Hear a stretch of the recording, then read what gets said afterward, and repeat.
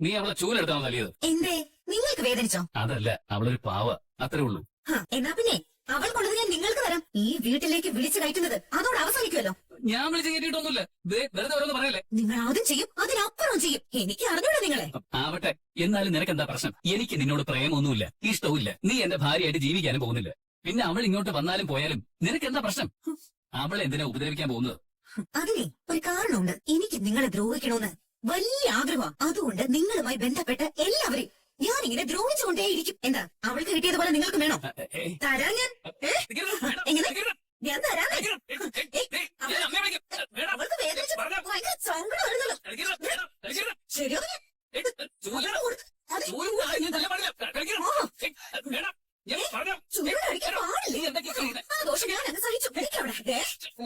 ആരാ എംഎൽഎ ഉണ്ടല്ലോ? ഒന്ന് വിളിക്കാവോ? അതെടുത്തില്ലേ? എടുക്കാം, വണ്ടിയിലുണ്ട്. നിങ്ങളോ? വാ. അല്ല, അതിരാവിലെ തന്നെ എന്താ ഇവിടേക്ക്? മണി 10 എന്റെ രാത്രി അവസാനിക്കാൻ മിക്കവാറും പുലർച്ചയ്ക്ക. അതുകൊണ്ട് ദിവസം തുടങ്ങാൻ ഉച്ചയാവും.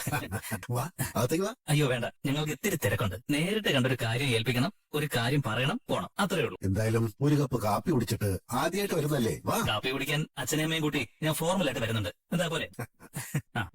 വരും. നീ ഒന്ന് മാറി നിന്നേ, എനിക്ക് അടിച്ചു വരണം. അമ്മേ, അതാ ദീപ്തിയുടെ ബ്രദർ. നല്ല കാര്യം. അവര് അച്ഛനോട് ഉടക്കൊന്നും പറഞ്ഞിട്ടില്ല. ഇനി ചിലപ്പോ അവര് അത് തന്നെയായിരിക്കും സംസാരിക്കുന്നുണ്ടാവുക. എന്തോ ഞാനത് പറഞ്ഞപ്പോ ദീപ്തിക്ക് വിശ്വാസമായില്ലെന്നാ പറഞ്ഞത്. അവൾക്ക് അവളുടെ ചേട്ടനെ ഒട്ടും വിശ്വാസമില്ലത്രേ. സൂക്ഷിക്കണം, അവസാന നിമിഷം കാലുവാരുന്ന അവളുടെ പക്ഷം. നോക്കാം, നിന്റെ അച്ഛനും അത്ര മോശം പുള്ളിയൊന്നും അല്ലല്ലോ. പക്ഷെ വാക്ക് തെറ്റിക്കില്ലല്ലോ.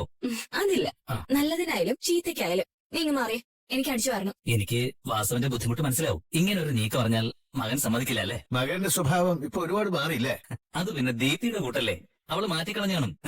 വാസവന്റെ മകന്റെ കാര്യം അച്ഛനോട് ഞാൻ ചെറുതായിട്ട് സൂചിപ്പിച്ചു. പ്രതീക്ഷിച്ച അത്ര പ്രശ്നമൊന്നും ഉണ്ടായിട്ടില്ല കേട്ടോ. ആണോ? എന്നാ പൂർണ്ണമായും ഓക്കെ ആണെന്നും പറഞ്ഞുകൂടാ. പക്ഷെ ഇലക്ഷനൊക്കെ കഴിഞ്ഞ് വാസവൻ ജയിച്ചു വരുമ്പോ സംഗതി മാറും. അക്കാര്യത്തിൽ സംശയം വേണ്ട. അത് ഞങ്ങൾക്ക് അറിയാലോ. വാസവനുള്ള ഗ്രൗണ്ട് സപ്പോർട്ട് മണ്ഡലത്തിൽ പിന്നെ വേറെ ആർക്കാ ഉള്ളത്?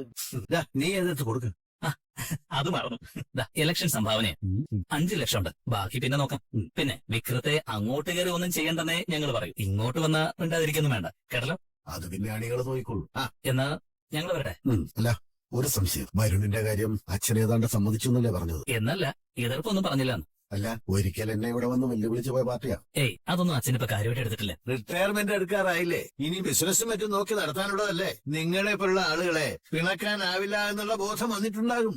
എന്റെ മോന്റെ കാര്യത്തില് ഓക്കെ ആണെങ്കിൽ വിക്രത്തിനോട് എന്താ പ്രശ്നം എന്ന് ചോദിക്കായിരുന്നു ഞാൻ. അത് അല്പം കൂടുതൽ പറയാനുണ്ട്. ഇലക്ഷൻ കഴിയട്ടെ, നമുക്കിരിക്കാം. അപ്പൊ അല്ലേ, ഇലക്ഷൻ കഴിയുന്നതോടെ കല്യാണവും പ്രതീക്ഷിച്ചിരിക്കുക. രൂപ 5 ലക്ഷം പോയി. അത് അവന്റെ മകന് വേണ്ടി നമ്മളിട്ട വിലയായിട്ട് കൂട്ടിയാ മതി അച്ഛാ.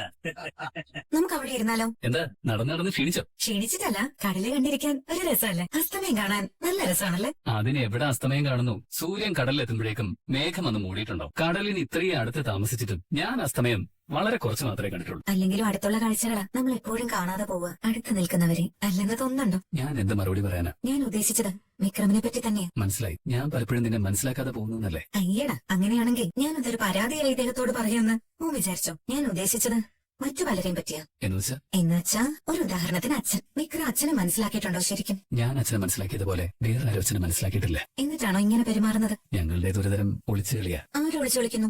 അച്ഛനോ? അല്ല, ഞാൻ അച്ഛന്റെ മുന്നിൽ ചെന്ന് പെടാതിരിക്കാൻ ഞാൻ നടത്തുന്ന ഒളിച്ചു കളിയല്ല. അത് അച്ഛനെ പേടിയുള്ളതുകൊണ്ടോ അതോ സ്വന്തം കളവ് പൊളിയോ എന്നുള്ളതുകൊണ്ടോ? എന്ത് കളവ്? അതൊക്കെയുണ്ട്. ഞാൻ ചിലതൊക്കെ അന്വേഷിച്ചു തുടങ്ങിയിട്ടുണ്ട്. വരട്ടെ, എല്ലാം തെളിഞ്ഞു വരുമ്പോ ഞാൻ തന്നെ പറയാം. ഓഹോ, CID പണിയുണ്ടോ? പേര് കേട്ട ഒരു ഗുണ്ടയുടെ ഭാര്യ പദവിയിൽ ജീവിക്കുമ്പോ അത്യാവശ്യം CID പണിയൊക്കെ നല്ലതല്ലേ? ആര് പറഞ്ഞു ഗുണ്ടയാണെന്ന്? ആരാ ഇനി പറയാതെ ഉള്ളത്? നീയും ചിലപ്പോഴൊക്കെ അച്ഛനെ മാത്രമേ അങ്ങനെ വിളിച്ചിട്ടുള്ളൂ. പിന്നെ ശ്രീനിവാസിന് വേണ്ടി ചെയ്യുന്നത് ആ പണി തന്നെയല്ലേ? നിന്നോട് തർക്കിക്കാൻ ഞാനില്ല. പക്ഷെ എന്റെ മനസ്സിന്റെ ഉള്ളിൽ ഞാൻ അങ്ങനെയല്ല. മനസ്സിൽ അങ്ങനെ അല്ലാതിരുന്നിട്ട് കാര്യമൊന്നുമില്ല. പുറത്ത് കാണുന്നവർക്ക് അത് ബോധ്യപ്പെടണം. അതിന് നിങ്ങൾക്ക് ഇതുവരെ ആയിട്ടില്ല. സാരമില്ല, നമുക്ക് ശരിയാക്കാം. ഇത്രയൊക്കെ നിങ്ങളെ കുറിച്ച് അന്വേഷിച്ചറിയാമെങ്കിൽ അതും സാധിക്കണമല്ലോ. എത്രയൊക്കെ? അത് വഴിയേ അറിയാമേ. ഞാൻ നിങ്ങളുടെ ചരിത്രവും ഭൂതകാലവും ഒക്കെ ഒന്ന് പരത്തിപ്പോയി. ഞാൻ തനിയല്ലാട്ടോ സഹായിക്കാൻ. എനിക്ക് ചില കൂട്ടം ഉണ്ടായിരുന്നു. ഒരു കാര്യം എനിക്ക് മനസ്സിലായി. നിങ്ങളെ കുറിച്ച് കേട്ടിരുന്നതൊക്കെ ഒരു വലിയ നുണയാണ്. അതറിയാവുന്ന ഒരാള് നിങ്ങളോ? നിങ്ങൾക്ക് മാത്രമല്ല വേറെ ചിലർക്ക് കൂടി നിങ്ങൾ പഴയ ആ കാര്യത്തിൽ നിരപരാധിയാണെന്നറിയാം. അധികം വൈകാതെ അതുകൂടി ഞാൻ കണ്ടെത്തും. നിനക്കെന്താ കാര്യത്തിൽ ഇത്രയും നിഷ്കർഷ?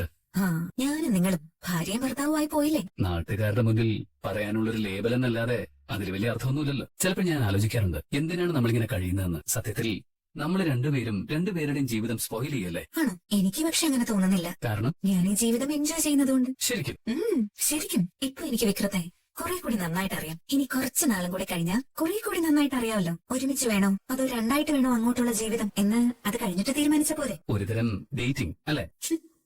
എന്ന് പറഞ്ഞൂടാ. എന്തായാലും പണ്ടത്തെ പോലെയല്ല. ഇയാളോടൊപ്പം നടക്കുമ്പോഴും ഇരിക്കുമ്പോഴും എനിക്ക് ഒത്തിരി സന്തോഷമൊക്കെ തോന്നുന്നുണ്ട്. അമ്മ കഴിക്കുന്നില്ലേ? വേദ വരട്ടെ. ചേച്ചി ഇപ്പൊ ഇറങ്ങും. അമ്മയിരുന്നോ? അവളെ കൊണ്ട് പോകുന്നു. അവൾക്ക് പിന്നെ ജോലിക്ക് പോണ്ടേ? ഓ, അവള് കോടതി പോകുന്നുണ്ടോ? ചേച്ചി എന്തിനാ പോവാതിരിക്കുന്നെ? ഈ ആളുകളുടെ ചോദ്യങ്ങൾ മറ്റും ഒഴിവാക്കാൻ കുറച്ചു ദിവസം പോവാതിരിക്കാലോ. ഞാൻ അത്ര ഉദ്ദേശിച്ചോളൂ. ഓ, അതിന്റെ കാര്യമൊന്നും ഇല്ല ശ്രീകാന്തേ. അവളായിട്ട് തുടങ്ങി വെച്ചത് അവളായിട്ട് അവസാനിപ്പിച്ചു എന്നല്ലേ ഉള്ളൂ. അതിലിപ്പോ ആളുകൾക്ക് എന്താ കാര്യമുള്ളത്? ചേച്ചി അങ്ങനെ സ്വന്തം ഇഷ്ടപ്രകാരം ആ ബന്ധം അവസാനിപ്പിച്ചു എന്ന് എനിക്കിപ്പോഴും വിശ്വസിക്കാനാവുന്നില്ല.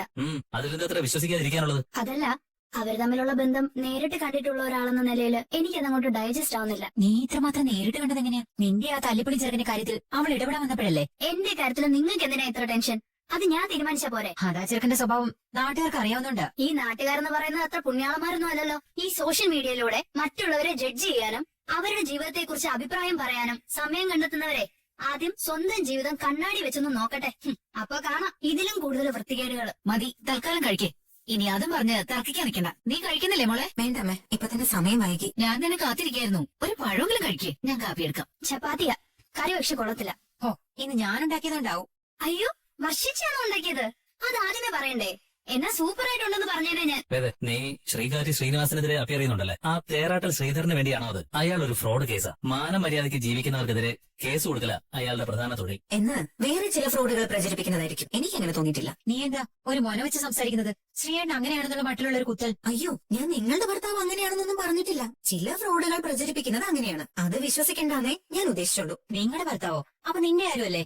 പക്ഷെ നീ ഒന്നും മിണ്ടായിരിക്കും. എന്താ ഇവിടെ പ്രശ്നം? ഒന്നുമില്ലമ്മ, അമ്മ ഇരിക്കും, ഞാൻ വിളമ്പി തരാം. നീ എന്ത് ധൈര്യത്തിലാ ആ ശ്രീനിവാസനെതിരെ ഇറങ്ങി പുറപ്പെട്ടത്? അപ്പോ എനിക്ക് ധൈര്യമുണ്ടെന്ന് സമ്മതിച്ചു അല്ലേ? അത് മതി. ഞാൻ പല കാര്യങ്ങളും ചെയ്തത് ഉദാഹരണത്തിന് വിക്രമിന്റെ വീട്ടിൽ നിന്ന് ഇറങ്ങി പോകുന്നതും അപ്പൊ ഭീരുത്വം കൊണ്ടല്ലാന്ന് മനസ്സിലായല്ലോ. ശ്രീനിവാസനെ പോലെ ഒരാൾക്കെതിരെ കേസ് നടത്തണമെങ്കിൽ ഇത്തിരി ധൈര്യവും മുന്നൊരുക്കവും ഒക്കെ വേണം. ഞാൻ ഇടപെടുന്ന ഏത് കേസ് കേട്ടിലും ആ ഒരു മുന്നൊരുക്കം നടത്തിയിരിക്കും.